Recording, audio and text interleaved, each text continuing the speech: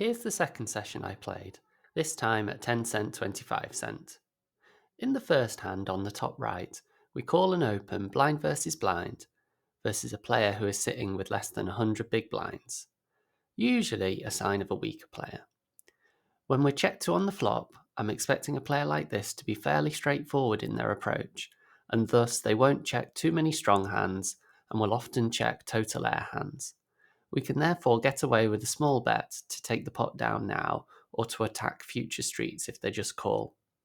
They do just call, indicative of a large amount of ace high or king queen type holdings. We would attack the turn anyway due to his range, but this card is particularly good given that we now have a gut shot. We don't have to bet too big to get him off his ace high type holdings, and if we don't go too big, then we can bluff rivers a lot more effectively as well. We hit the river, and I do think he's still very likely to have a weak holding. However, he could sometimes have a hand like aces or an 8, which is never folding, no matter what size we make it. I also think that, although a larger size will get more folds from hands like ace 5, weaker opponents will be far more inelastic to bet sizing with that sort of hand than they should be.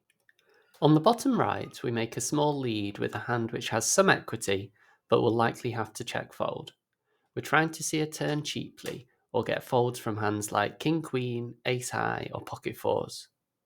On the bottom left, the tight villain checks back a paired board, signifying a middling hand like ace high or pocket fours a lot. We bet small on the turn to see a cheap river card and protect our equity. When he just calls the small turn bet, I don't think he has many hands better than a mid-pocket pair. However, if we check, I don't think we ever win. And if we bet, I expect a lot of hero calls due to the draws missing. I therefore decide that our best course of action is to represent a very polarised range and make his medium strength hands uncomfortable with a very, very large size.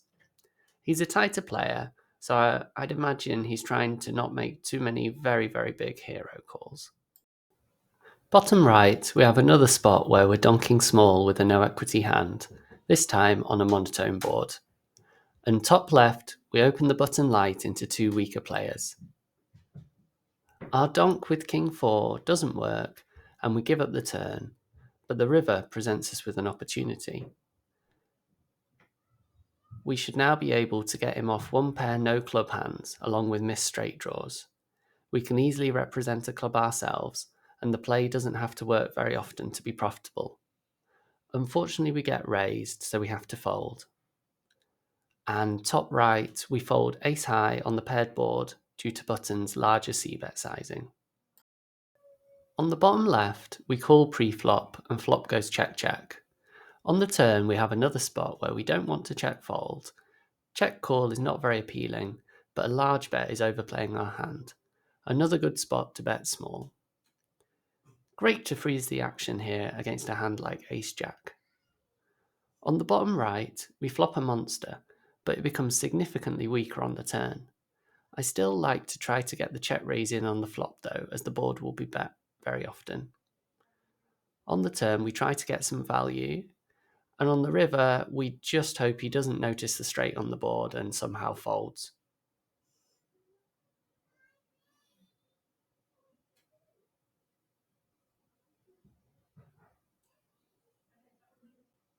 On the bottom left, we can just about call a 3-bet here with Queen 9 suited, a little deep on the button. When he checks this flop, he's very heavily weighted towards hands like Ace King, Ace Queen, perhaps 9-8 suited, and air. With our backdoor potential, overcards, and barrel opportunities, I definitely like starting with a bet.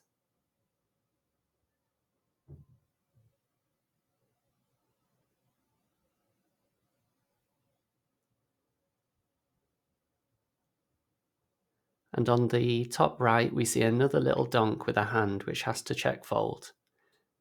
If he continued, I would have bombed a lot of turns there due to the amount of ace-x that would have been in his range. With the Queen 9, the 8 makes it far less likely that he has hands like ace-8 suited, 9-8 suited, or 8-7 suited, and so I think his range is heavily weighted towards ace-king, ace-queen type hands, which should fold if we apply a decent amount of pressure here. This is a little bit of a semi-bluff as well because our queen and 9 are out against his weaker pairs. Top left, we see bet large, a board where we can have ace-king, kings, aces, but he cannot. There are not many hands which connect with the 2 and the 4, and we block some of his top pair hands. Betting large forces his pocket 5s, ace-high type hands into a really difficult situation. And on the top right, I'm protecting my equity with a very vulnerable hand, 3-way. Bottom left, I donk as well. This hand has no redraws, and if villain bets the board, he will usually bet large and with a strong range, so our hand is close to a check fold. Therefore, I like to use it as a hand to get folds from hands like ace high, get a little value from hands like ace 2, and keep our options open for the turn. Unfortunately, he calls and we get a terrible turn, so I have to check fold, but at least we got to see a cheap turn and took a swing at the pot. Top left, we call pre-flop and face a lot of action on the flop. We're not thrilled at this stage, but we can't fold, of course. The turn is great for our hand, and I put the cutoff on a pretty strong flop raising range. In my opinion, he either has a flush himself now, or he had a strong flop hand like a good top pair, 2-pair, or a set. I'm concerned that his non-flush hands will check behind, so I bet myself, expecting very, very few folds. On the river, we'll likely just get folds from his non-club hands, and our line looks so strong that his weaker clubs may fold if we go too big. I therefore settle on 30 big blinds as a sizing.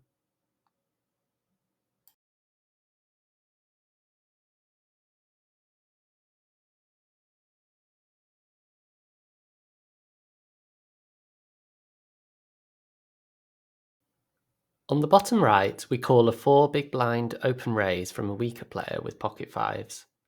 Trying to get in spots with this player. I expect a player like this to be quite erratic, and he may check raise us a lot if we bet the flop small, so I check back and I'll strongly consider calling down versus his wider range. On the top left, it's a very drawy board, but this tighter player leads quite small. It seemed to me that this never included straights, sets, and perhaps not even 2-pair, so I decided to raise massive and pressure his queen X or his draws. With the 5s, this is an overbluff line from weaker players, and so my plan is to call down turn and river here. Weaker players have wider ranges pre-flop, are unable to value bet thinly, and are not afraid to bluff, and therefore it's an overbluff spot. Bottom left, we have another spot where we're leading a hand which would be close to a check fold against a bigger sizing. Top right, we protect our hand and get a little value by betting the monotone board small. With the ace-6 on the bottom left, we can pick up a lot of equity and so can start to make hands like pocket 6s, pocket 5s, 7x, 8x with no heart fold. On the river, we could shove, but I'm not sure if a weaker player will fold aces or kings in that spot. I therefore decide to go for the size to make the remaining 8x or 7x fold along with the 1 heart hands. Going the smaller size makes our bet look less polarized as well, as he may be suspicious if we go all in as to whether we would do that with 2-pair, sets, or even 6-5. Queen 4 suited on the top right. I open the cutoff widely, which I suggest everyone to do in these games. We bet the flop small for value protection, and then we call because we're priced in.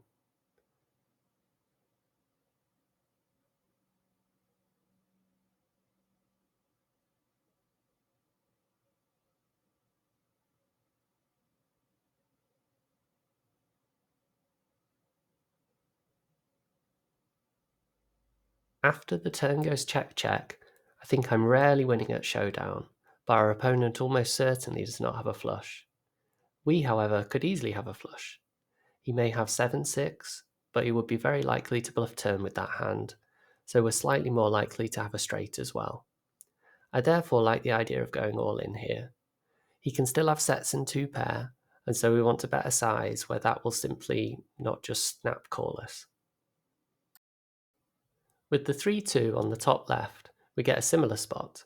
We open the small blind with any 2 cards into a tight big blind. C-betting flop does not work out, and we don't get a great turn card to attack. but after they check back the turn, they're severely capped, whereas we could theoretically have been looking to check raise strong hands on the turn. He can still have strong one pair hands like ace-5 or king-jack though, especially given the fact that he's a tighter player. Therefore, I elect a 3x pot again to try to maximise fold equity.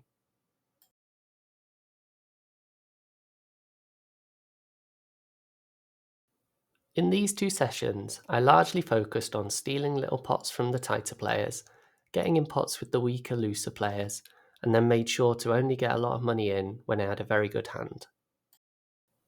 You can see here that the biggest pot I lost was 26 big blinds, and that was the hand where we bet folded the river with trips, so it could have been a lot worse. The ace-jack hand wasn't in this video, but I could have considered folding the flop there, and also the queen-7 suited. I could have folded there as well because the villain potted the river. As you can see, we can do really well in these games. We must be very careful when our opponents are being aggressive, but we can really pound away at the pots when they're passive.